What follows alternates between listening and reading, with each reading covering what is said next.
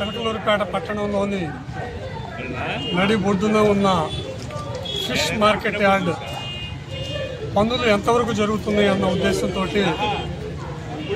పట్టణ అధ్యక్షులు, పార్టీ పెద్దలు, తోటి కౌన్సిలర్స్ తోటి ఇక్కడికి రావటం జరిగింది. ఈ యొక్క ఫిష్ మార్కెట్ చిలకలూరిపేట పట్టణ ప్రజలందరికీ తెలుసు. నాకు తెలిసి గత 20 సంవత్సరాల నుంచి ఈ ఫిష్ మార్కెట్ అన్నీ కూడా బయటపెట్టి అమ్మటం, వచ్చే పోయే వాళ్ళకి ఇబ్బందిగా ఉండేది.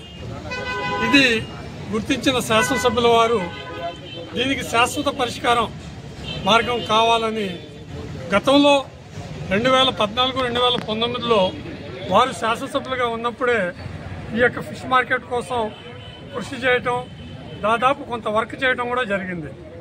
మరి 2019లో మళ్ళా మన ఎమ్మెల్యే గారు, శాసనసభ్యుల వారు ఎన్నికైన తర్వాత ఈ ఫిష్ మార్కెట్ పూర్తి చేయాలి, ఇది ఎవరికి ఇబ్బంది కలగకూడదు, దీంట్లో ఉండే వ్యాపారస్తులు హ్యాపీగా ఉండాలన్న ఉద్దేశంతో 1,25,00,000 రూపాయలు శాంక్షన్ చేయించడం జరిగింది.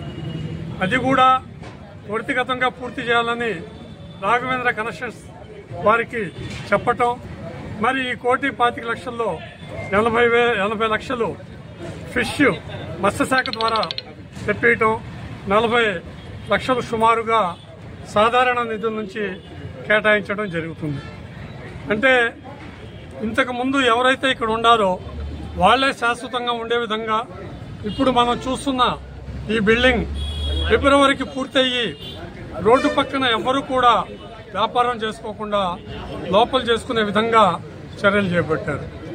కింద షాపులు 18, పైన షాపులు 18, అంటే దాదాపు 36 మందికి షాపులు ఏర్పాటు చేసుకునే అవకాశం ఉంటుంది.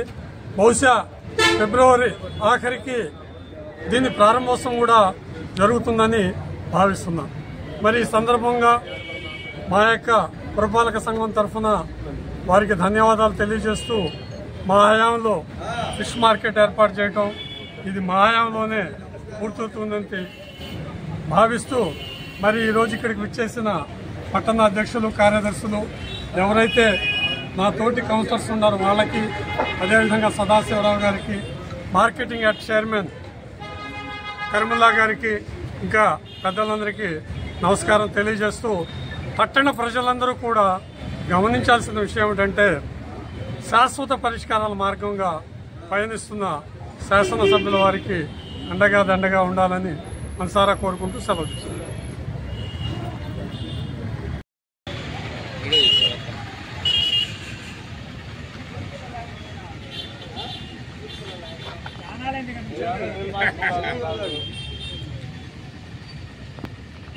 చైర్మన్ గారు ఇటు పక్క ఎంత తగులుతుంది, ఇటు తిరిగి మీరేమో డ్రిల్ మాస్టర్ అంట.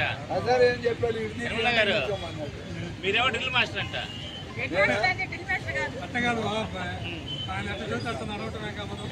డ్రిల్ మాస్టర్ ఉంది.